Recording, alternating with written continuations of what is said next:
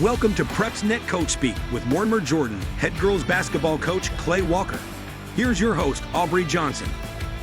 Welcome in, Coach. Yes, sir. Thanks for having me. All right, so last Friday was the Subregional. You played Gardendale and you lost a squeaker 62-58 in overtime. Yes, Tell sir. us about the game. Well, you know, it was tough. We couldn't really hit a shot, especially down the stretch. Scoring wasn't as spread out for us as it usually is. Our senior, Kendra Davis, she had 27 points, had a great game. Wow. Yeah. Maddie Matchin had 13, and then there wasn't a whole lot of scoring anywhere else. And, you know, we were doing what we were supposed to. We were getting open looks. They weren't falling, and we had a lead with about, I think, 45 seconds to go, and we, ended up they got a steal and laid it up and tied it up, and then they beat us by 4 in overtime. It was a heartbreaker, but, you know, it's something to learn from for the younger kids coming back. Right. But you don't ever want to lose them like that. Okay. So I wanted to ask you a couple of questions about your background. Now, you have coached both boys and girls basketball now. This is your first year in girls basketball. Yes, sir. And I wanted to find out, what have you learned between the two? How are they similar? How are they different? You know, when I took the girls' job, I was kind of worried that the coaching style wouldn't translate. I'm real tough on them. You know, coach them really hard, and that was always kind of my approach was, you know, you coach them hard, you love them harder, but you don't really know how that's going to translate to the girls' side. And I was surprised early by just how tough they were and how much they sought after tough coaching. Mm-hmm. You know, that was one of the most surprising things. I think you can get in more of a family feel sometimes with girls. You know, no knock to the boys, but sometimes they're too cool for that, it seems like. Yep. Where the girls, they're all bought into the culture stuff, and they're all bought into doing what you ask day in and day out, and they're very detail-oriented. So that was the positives, you know, but you are dealing with females at times, so you do have some personalities, and you figure that out, and I loved it. Yeah, I loved the transition. Everybody should get to coach girls sports at least once. Good deal. You just mentioned culture. I wanted to hone in on that a little bit. What kind of culture were you hoping to envision or engender at the very beginning of this road? You know, we wanted to, implement a culture of a family-like feel, something that valued our community and brought value to our community, and that was kind of the goal as a coach, is are we adding value to the lives of our players. And, we had an acronym that we used throughout the year, and it was GRIT. You know, you have the word itself, grit, just being tough and being gritty, but we broke it down into 4 words. So we have grateful, relentless, intense together. And, you know, grateful, you want to have gratitude in everything. You want to thank your custodians, you want to thank your parents, you want to thank your coaches, you want to thank your admins, your teachers. You want to be grateful in every aspect. And then relentless, you just got to keep coming every single day. The analogy I use is like when you're swimming in the ocean and those waves keep coming, that's how we got to be. We got to just keep showing up every day. Every time you feel like your head's above water, you got to keep fighting. Because something else is going to come and knock you down, and boy, did it this year. Then the I is intense. We want to be intense in everything that we do, just outward expression of what we're passionate about inwardly. And then the last one is just together. You want to be together and be one unit and be happier for your teammates' success than you are your own. And I think we did. I think we implemented those things, and I think it led to us being successful in a lot of areas this year. Okay, good deal. So obviously the season's come to an end. Tell us what you think about this team, what it's meant to you, and especially those seniors. This team's special. This team is, they have a bond. You know, you look at it, you see pictures of the girls after the game Friday night, the tears on their face, and it means something to them. It really, that was what was so special to me, was how much as soon as they realized it was over, it just hit them that, you know, this is it. And what a blessing it is that we get to have something so special that it means that much to us, that we get emotional about it. So this team as a whole is very, very special to me, and not just because it's my first as a head coach, but just because of who they are. Not even the on the floor stuff, just the people, just the camaraderie, hanging out That's with fantastic. them and just being around them. They're just incredible kids. Yeah. And those seniors, I couldn't have asked for a better group of 3 seniors for my first year. Brinley Funderburk, she's as good as they come, one of the best students in the school, best shooter on our team. Most people don't know she played the whole year with a fracture in her back. Wow. And there was never anything in her mind that said, hey, I'm done, I'm not playing. You had crazy. a day here and there where she was like, Coach, can I take a break? Yeah. Yes. You have those kids that want to get out of it. Yes, you can. Yeah.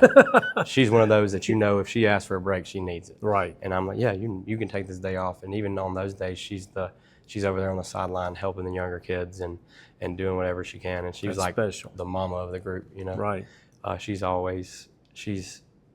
a special person, and she's going on to Auburn and oh, really? Is going to be nice. Not to play basketball, but to do nursing. Yeah. She'll be great if she decides to go through with nursing or whatever she decides to do. She'll be great at it. Right. Corinne Burnett's the other one, and she's the one with all the fire. She is who I was when I played. Right. And it led to us kind of butting heads sometimes, but it was never a disrespect thing from her. It was just she wanted it so bad. Right. And I don't know if I've ever coached a kid that cared so much. Right. And that's what makes her so special. And she was just the vocal leader. Right. She made sure everybody stayed focused every day and everything stayed to a T and stayed on schedule. She says she wants to be a coach, and if she does, she'll be good at it. She'll be really good at it. Those poor kids that she has, she's gonna put them through the ringer. Yes. But they're gonna be really good. Good. I hope she comes back and wants to be on my staff, because she'll always have a spot if she wants it. Right. And the last one's Kendra Davis. She's as special of a kid as there is. The nicest kid in the school. Says hey to everybody. Smile on her face all the time. Really tough as nails out there on the floor. She told me the other day that she wants to go into physical therapy, and that just fits her to a T, just serving others. Yeah. And she's got offers from, I think it's Huntington, Faulkner, and Miles has showed interest. Nice. And and Corinne also has Faulkner and Huntington, and they're both weighing some options there. But those 3, I could sit here for an hour and tell you all the great things about them.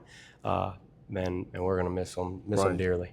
Right. Yep. So I'm glad you didn't go any further, because we got some more to talk about, and that is who you got coming back. Tell us about next year's team and what they'll look like. And that is the silver lining. You lose those 3, but then you look back at what's coming back. You have one junior, Maddie Matchin, who pretty much averaged a double-double this year. She's our big. She's just got an offer from UAH. Nice. She can shoot it, stretch the floor. She's as good of a kid as they come today. As good as a kid they come in today's time. And then you have our lone junior is Brinley Myrick, and she really started coming into her own towards the end of the season. I think in our area championship she hit 3 threes.